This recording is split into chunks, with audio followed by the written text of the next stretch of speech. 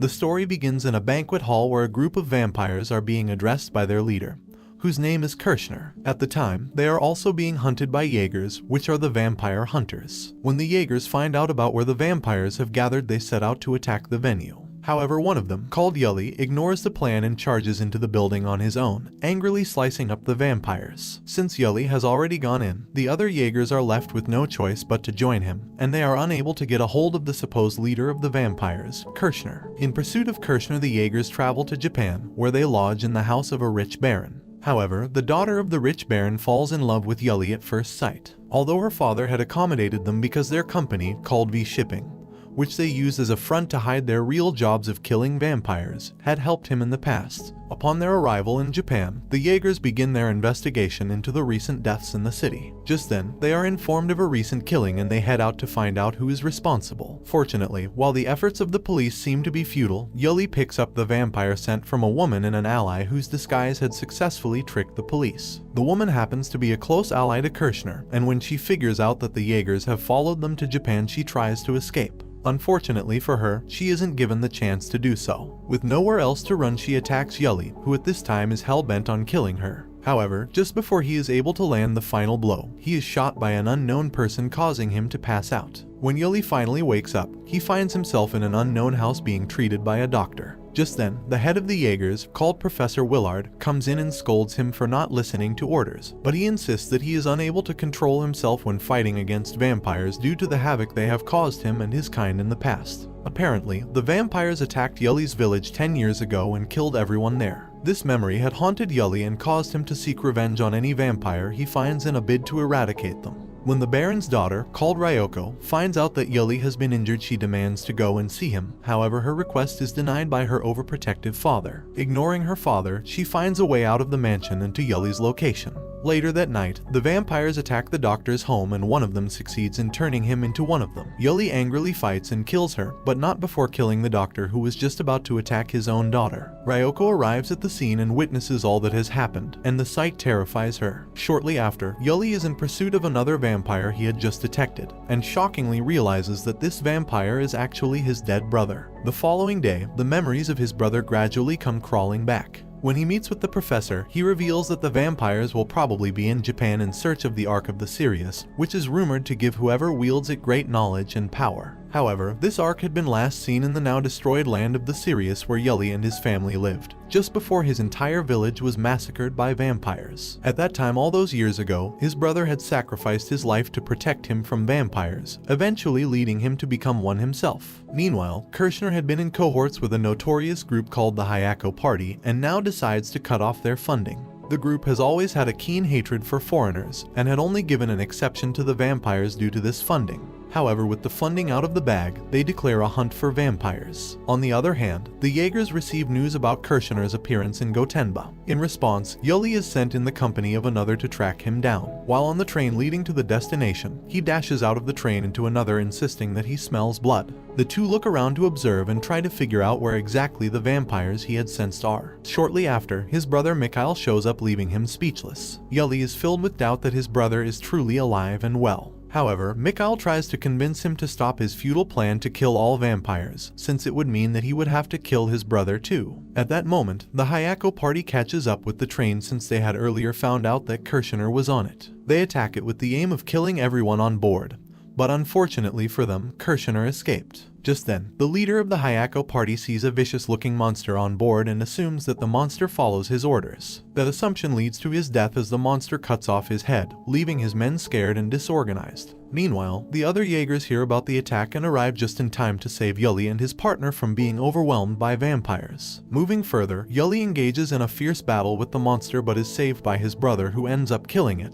demanding that Yuli do the same if he ever turns out to be that way. The despicable scientist who had created the monster gets angry with Mikhail for killing it. However, he is less bothered and is disturbed at Kirschner's declaration of war towards the Jaegers. When the professor finds out about the vampires' plan to attack them, he sends a message across telling them to be prepared. Surprisingly, the news about the pending attack by the vampires gets them excited, since they wouldn't need to look for them. They head out to lay traps and prepare fully for war. Firstly, Yuli is tasked with telling Ryoko to inform her dad and the other humans in the building to get to a safe place before the fighting begins. Later that night, the vampires arrive just as they had prepared. However, they are left dumbfounded at the number of vampires attacking them. At this moment, they realize that the vampires had come for an all-out war. While Yuli and Philip try to seek cover, they are met by Kirshner, who challenges Yuli to a fight while Philip is being held against the wall by Mikhail. In fear of losing a comrade, Yuli is more concerned about protecting Philly than fighting or killing Kirshner, who finds it to be a foolish choice. Luckily for the Jaegers, in the heat of the battle, some soldiers arrive and aid them in fighting.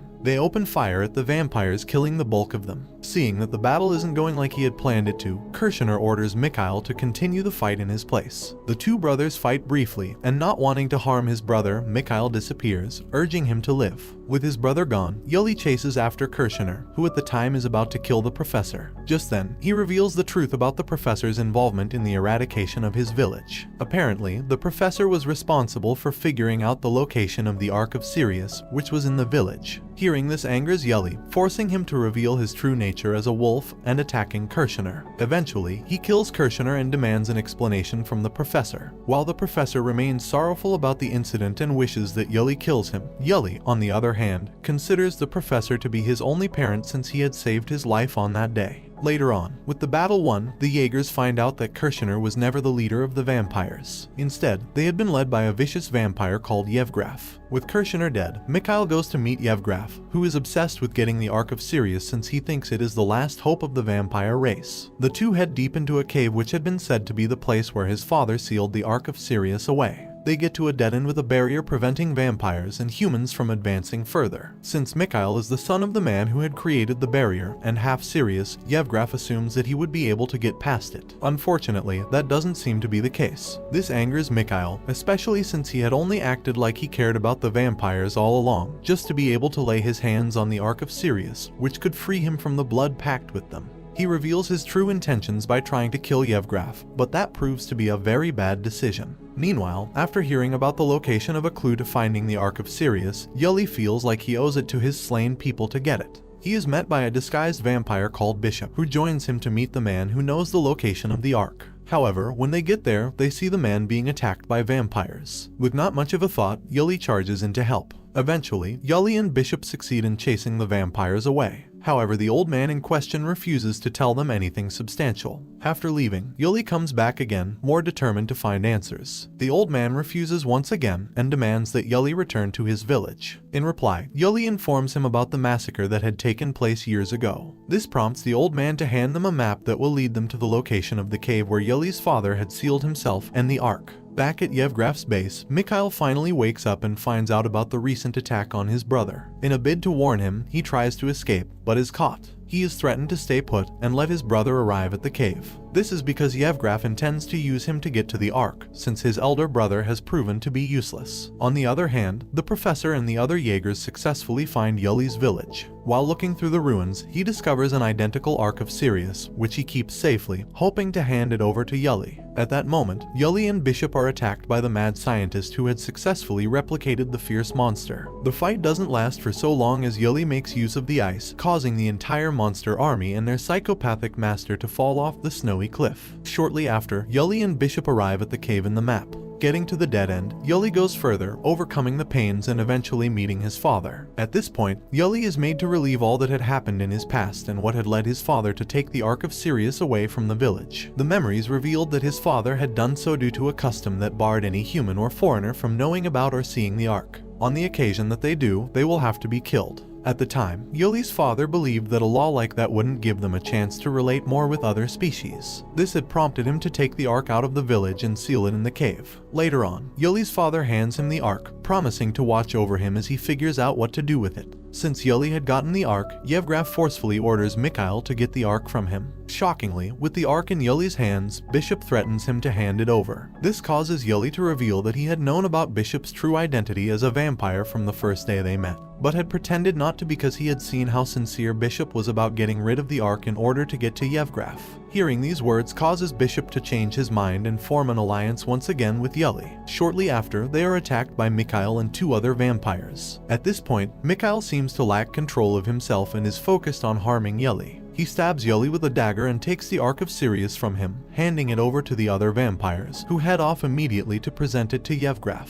Unfortunately for them, they do not go too far as Bishop intercepts them and kills one while doing battle with the other. The two brothers continue fighting and Yuli successfully breaks through his brother, causing him to snap out of it. Meanwhile, Bishop gets the Ark and is about to kill the other vampire when Yevgraf arrives, taking the Ark from him and leaving him dead. Before leaving, he deploys his vampires on them. Now surrounded, Yuli and Mikhail hope for a miracle. Fortunately, it arrives in the form of the Jaegers, who waste no time in shooting rounds at the vampires, giving Yuli a chance to chase after Yevgraf. With the Ark finally in Yevgraf's hand, he throws it into his mouth, causing him to feel more powerful and knowledgeable. However, the power corrupts him, making him utter delusional thoughts of starting a new vampire race and not caring about the existing ones. Shortly after, the power of the Ark overwhelms him and transforms him into a large and vicious beast. Upon seeing this, the professor hands Yuli the counterpart of the Ark of Sirius he had found in the ruins. With this he expects would be of use in taming Yevgraf. Together with Mikhail, Yuli makes good use of his counterpart and defeats Yevgraf, just in time for Mikhail to pull out the Ark from Yevgraf's eyes. Unfortunately, the events take a toll on Mikhail,